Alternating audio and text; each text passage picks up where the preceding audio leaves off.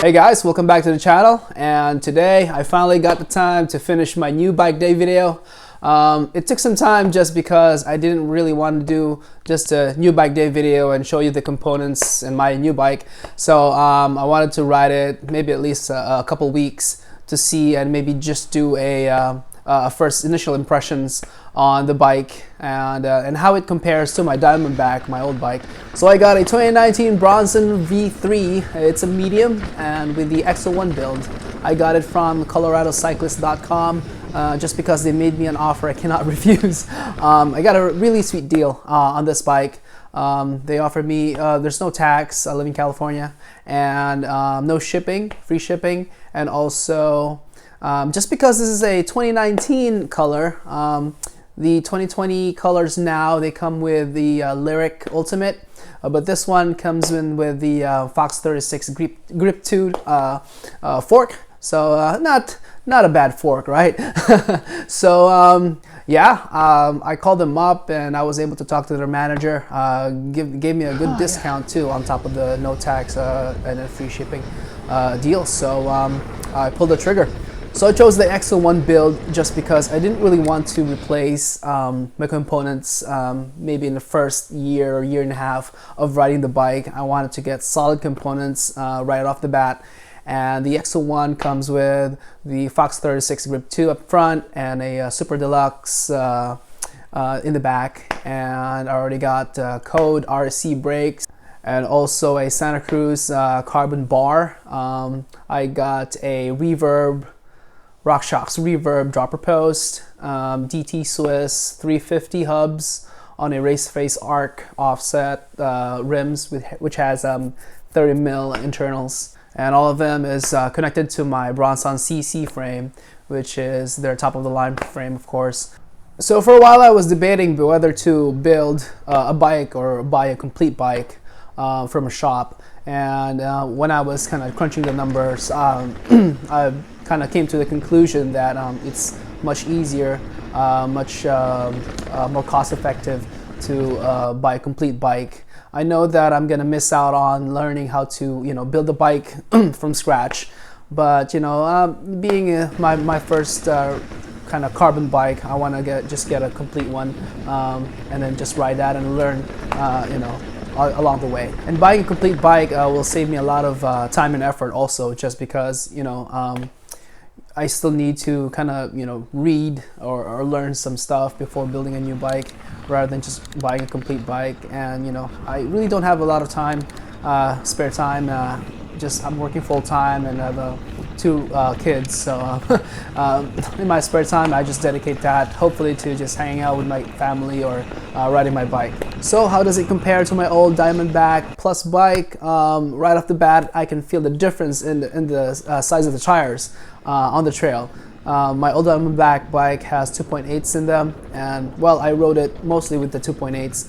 And this one has a 2.5 DHF in front and 2.4 DHR2 in the back, and I can feel the difference almost instantly when I climbed on it and then went downhill.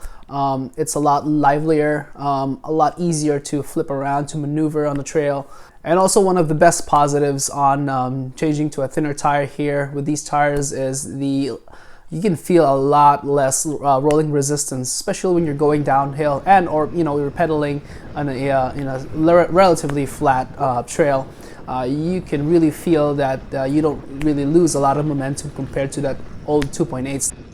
So I really felt the big difference in the rotating mass on this bike compared to my old bike. My old bike has a 38 internal, very wide rims with 2.8 tires. This one has a 30 mil internal rims, and it's just a lot faster going down.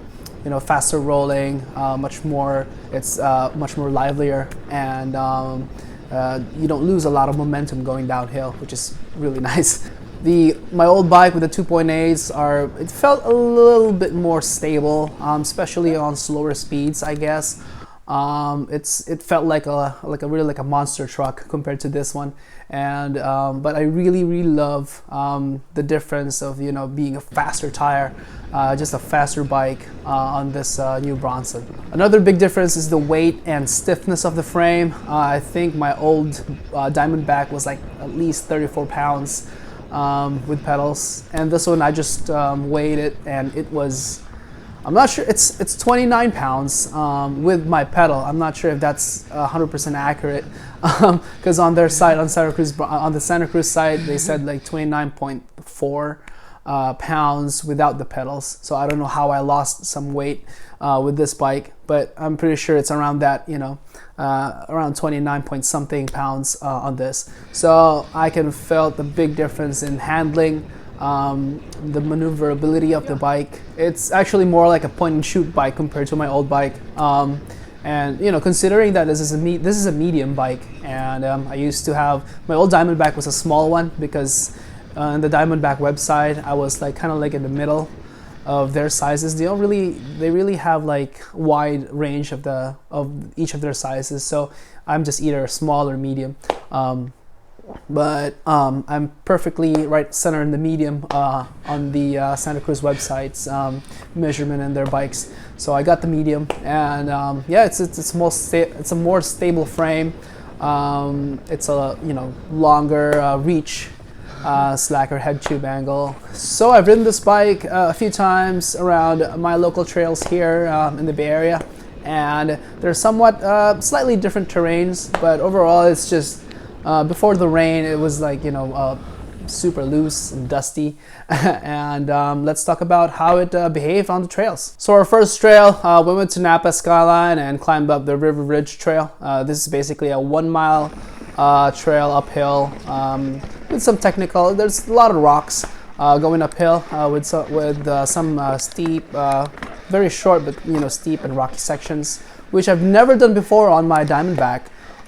Even after maybe 4 or 5 tries, and first try on this bike I was able to clean it, although I was pretty slow climbing up, but I felt the difference in the balance, and in the traction is really good going up the steep rocky terrain, and yeah, the balance is a lot better than my old Diamondback bike.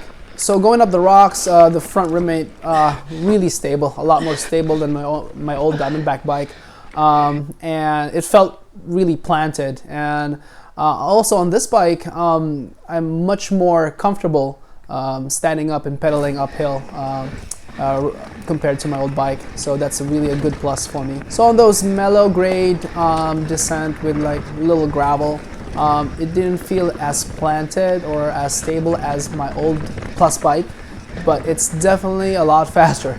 Now on the longer steep fire road climbs, I think this bike is kind of like, meh, it's, you know, it's, I think my old Plus bike is as good a climber as this one, even with the, you know, the larger or the heavier rotating mass, the bigger tires and all that.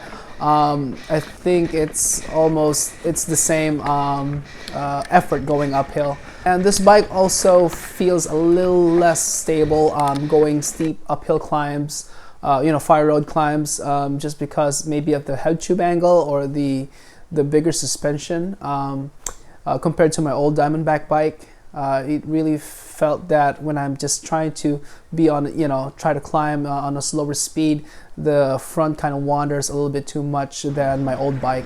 So on smoother single track descents, this bike is phenomenal, and I felt like I can keep my momentum, and it's super lively on the trail. You can whip it around left to right, you know, and you can corner really well on this, even with the slacker head tube angle. So the fork just eats up the braking bumps, and I really noticed the you know, I don't lose that much momentum compared to my old bike when I hit the braking bumps. Even with the traction is really good. It's excellent. Holy even with the dry and dusty conditions in Lime Ridge. I actually already got my my fastest times in the smooth single track descents in Lime Ridge, which is pretty awesome. And it's pretty nimble around switchbacks. I can just go faster and brake later and just rail the switchback. It's a lot easier to find the balance on this bike compared to my old bike, especially when you're doing corners. It's a lot easier to find the balance point moving around on this bike. And I've never felt so good railing a berm in this bike. It really gives you confidence and go fast into the corners and into the berms, knowing you got excellent traction and an excellent balance when you exit the berm. And I know if you've heard this all before, but yeah, the faster you ride this thing, the better it feels. So this part of Lime Ridge, it's basically a steep and very loose. It's like a dust bowl condition, and the Bronson handled it perfectly. I felt really good traction for the most part until I hit the coward levers and slid a little bit, just because I was scared. And I wasn't scared because the bike sucks. I was scared because that's the fastest I've been on that trail, and it felt to me that I was really sketchy. And considering that's actually the driest and sketchiest condition I've ever ridden on that section of the trail. And overall, I felt really comfortable with this bike pointing downhill, and I find that I really didn't put my weight too much in the back most of the time, and my weight kept centered, which is, I think the safest and the fastest way to go downhill, just because I think this bike kind of the balance point kind of forces you to be centered on the bike and to be strong and balanced going downhill. So the next couple clips are from the Joaquin Miller Park in Oakland, and the Cinderella Trail. It's one of the most popular ones over there. It's one of my favorites, and it has very fast single track downhill with a short, steep and rocky section. And I felt that Bronson really handled it well. It felt really stable and composed going through the rocks, and yeah, it's pretty awesome. One thing I noticed is the code brakes are on point. I'm used to the Shimano Z's on my old bike, and I didn't feel any difference or any less power compared to this bike. Considering that I'm probably going a lot faster on this bike than my old bike. It felt enough power for me, and also a lot of modulation, which is really usable in the trails. And a lot of the people say that SRAM brakes squeal, but actually this brake is so quiet. I've never heard anything on this squeal, even when I really push it. And I think it's more quieter than the Shimano Z's.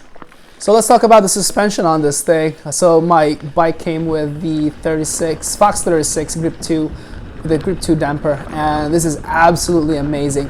I used to have a Pike on my old Diamondback bike, and this fork is on a whole different level. It has independent adjustments, 4 independent adjustments, low speed and high speed compression, and then low speed and high speed rebound, so you can really customize your ride.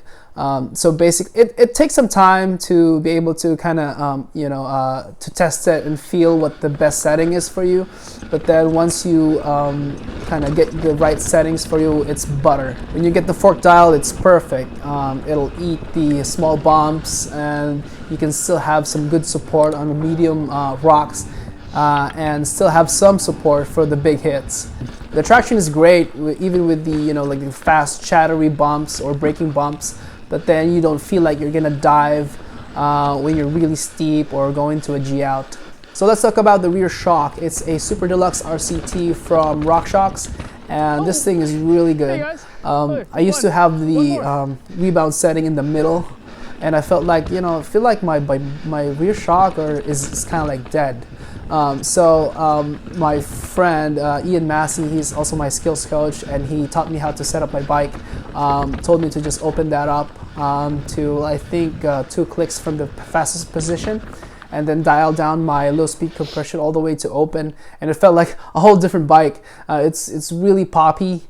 It just tracks through whatever you go through the trail. So there you have it, guys. I hope you enjoyed my new bike day video, and I hope to ride more on this Bronson soon. especially on this weather. It started raining, but I'm just gonna go to Rockville or something. And I hope you guys click the like button, and don't forget to subscribe and click that notification button to be notified whenever I put new mountain biking videos up. And you guys have a happy Thanksgiving, and I'll see you guys on the next video.